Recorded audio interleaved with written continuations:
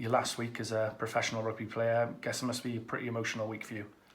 Yeah, it has been. I think obviously after coming out and saying I was going to retire at the end of the season, I mean, I have been thinking about life after rugby, and although I am featured much this season, it has been frustrating that point of view, but I am looking forward to the next chapter. To have the opportunity to come to Cardiff Blues back in 2013, obviously back in when I went to regional rugby, obviously the Warriors only lasted a year and then heading down west, but with me living on the doorstep just up the road, I was keen to come to Cardiff Blues, and with the success they had previous years prior for me coming, and obviously when I first came out, Phil Davis was coach, and it's great to team up with him again, along with a few of the players who had played with Wales, and Geth coming back from Toulon as well. So it was, from my point of view, it was a new challenge and something which I was looking forward to. You can't fault the support that Cardiff Blues have week in, week out. I think it does make a difference.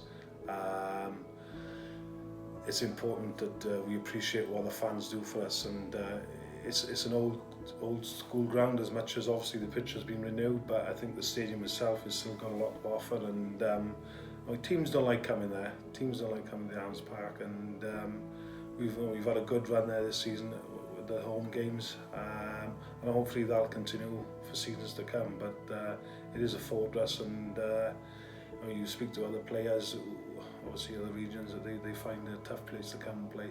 I think the future's bright here with obviously the younger boys coming through, and I'm looking forward to seeing them play next season.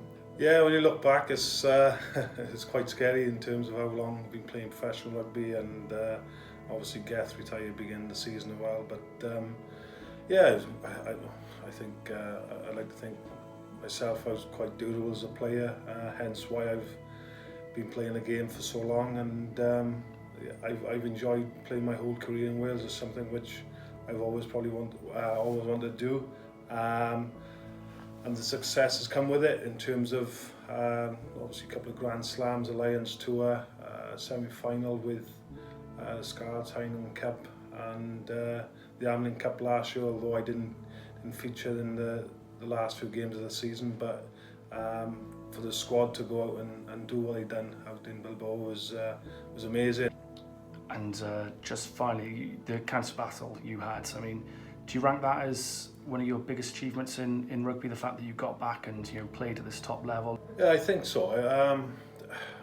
Look, when I retire now, I'll probably reflect on a lot of things I've done in my career, and that is probably the main one that sort of stays in my mind in terms of going into the unknown, in terms of will I play rugby again, professional rugby, and coming out the other side of it. And the big statement for me was obviously coming through the treatment side of it, and then at the end of the season going on to Wales and gaining a further 2 caps. So yeah, I think that's got to be the main one for me personally, just not from a rugby perspective, but a health perspective as well. And I'm glad just to be here and live to tell the tale.